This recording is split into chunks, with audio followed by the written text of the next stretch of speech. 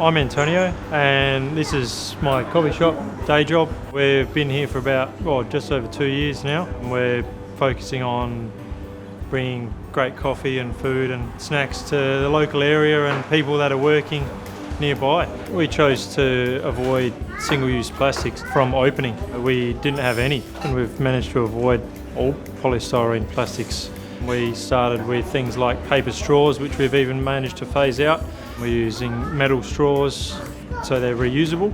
Our cups have always been compostable. We've decided to go that way mainly because of legislation that's come in. The other thing is it was really easy. It was probably easier for us to find an environmentally friendly product for a cafe as opposed to a non-environmentally friendly one. They're just everywhere.